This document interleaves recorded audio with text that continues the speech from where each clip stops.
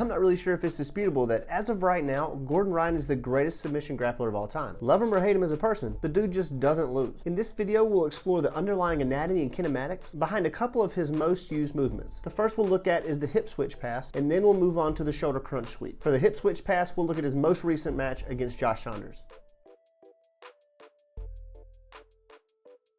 All right, so there's one main reason why I wanted to show this view, and we're gonna watch it full speed first, and then we'll talk about it. But I want you to pay attention to Gordon's shoulders, his hips, and just the overall positioning of his spine as he goes through this. Okay, so we'll start it a little bit back, watch it all the way through, and then we'll go.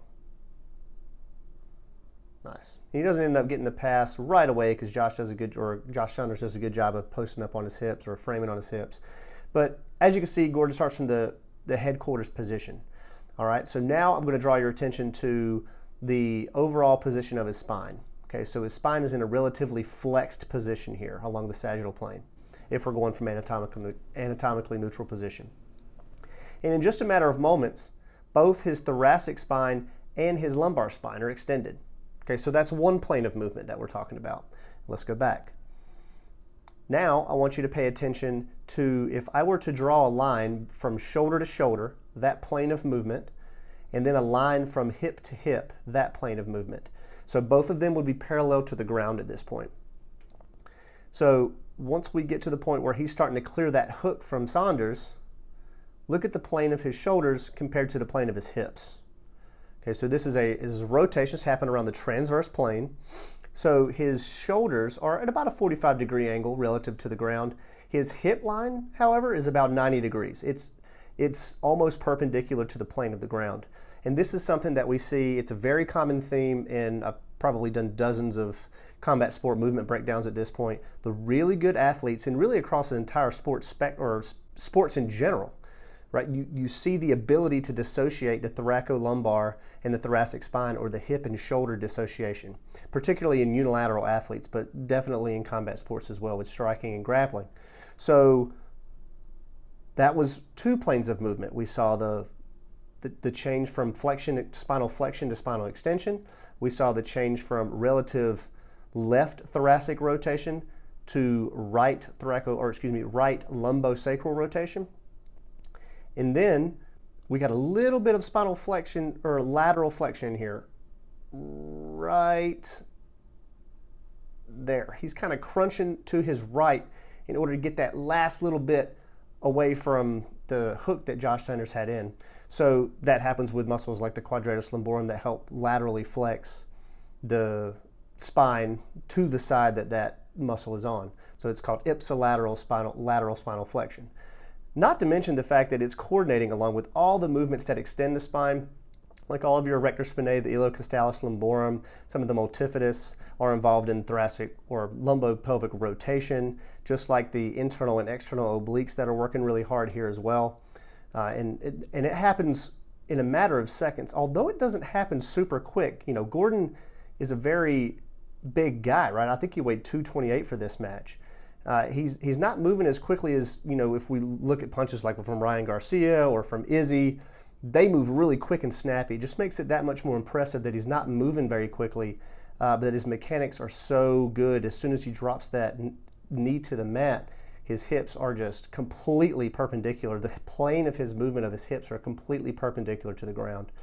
And that's one of the reasons why I wanted to show you this view as just a factor of what makes him such a special grappler. We'll watch it one more time, full speed, and then we'll move on to the next view. Really good stuff. So now that we've seen the pass, let's look at a sweep, particularly the shoulder crunch sweep that he hit against Buchecha. All right, so we're gonna start this view, the shoulder crunch sweep, with him already having captured Buchecha's arm, and he's already got the butterfly hooks in, so then all we have to do is kind of watch how he's able to hit this sweep. It's a really nice sweep. Let's watch it full speed, and then we're gonna go through a couple of different concepts. It's awesome. It's a great sweep. It's one of his favorites. I like doing it as well, although I'm not nearly as good as Gordon Ryan is. Okay, so we're going to do it conceptually. We're going to look at this a little bit different. Instead of just looking at kind of like a global body movement, we're going to talk about different muscles and go from joint to joint, from shoulder to hip to knee to ankle. All right, and trunk as well.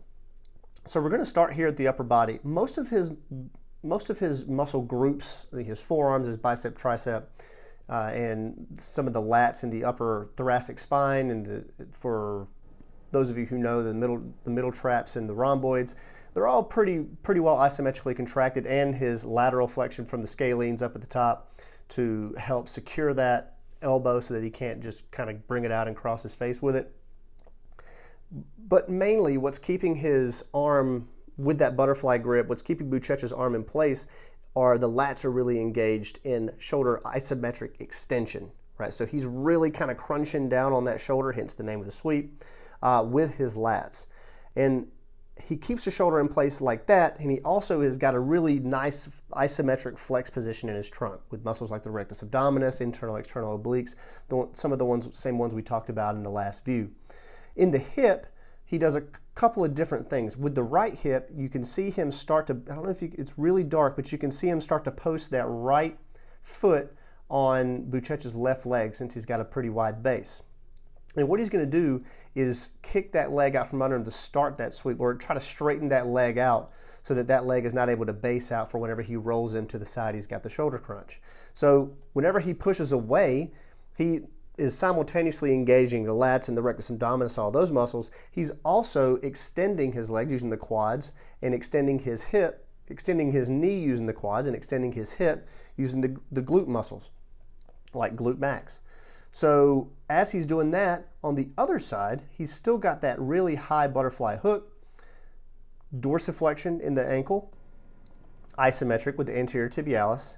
Now, even though his knee is in a relatively flexed position, he's extending the knee using the quads. Now, he didn't straighten the knee all the way because that's not what he really wanted to do. He wanted to keep his foot high up in his crotch to maintain that butterfly hook for the sweep. So even though his knee is in a really flexed position, he's got it extended and pressed really high up into his hip crease. And then he's got a nice isometric contraction at the hip with hip flexors like the the psoas major, you've got rectus femoris, you've got TFL. So all of those muscles acting together, and then he just kind of easily rolls him over. And I want you to notice one thing. I know I said we weren't going to talk about hip-shoulder dissociation. He actually doesn't do it here. The plane of the hip and the plane of the shoulders, they're in the exact same plane the entire time. And he just has the wherewithal to know this. This is a move that requires that you stay really close to the other athlete and make sure that you've got a really tight hold so that you can complete the movement. So really nice isometric contraction of the lats into extension, into shoulder extension to keep that shoulder crunched. He's got a nice isometric spinal flexion from rectus abdominis, internal and external oblique. He posts the leg out and extends the knee using the quads, and it's really a co-contraction of the quads and the glutes to extend the knee and the hip. As he's bringing that other butterfly hook up, isometric extension into dorsiflexion from the anterior tibialis. Even though the knee is flexed, he is extending it against his hip with the quads, and then a nice hip flexion, isometric. Again, all working together to keep that hook in so that he finishes the sweep. So let's watch it one more time full speed, and then we'll be finished with that view as well. Really good stuff. All right, so that's just a quick overview of some of the things that are happening anatomically and kinematically with the shoulder crunch sweep and the hip switch pass. The underlying mechanics of these movements aren't necessarily specific to Gordon Ryan per se. This is really just an analysis of the movement itself. And who better to use for the analysis than the greatest of all time? As always, let me know in the comments for any suggestions for future videos. Thank you guys for watching, and I'll see you next time.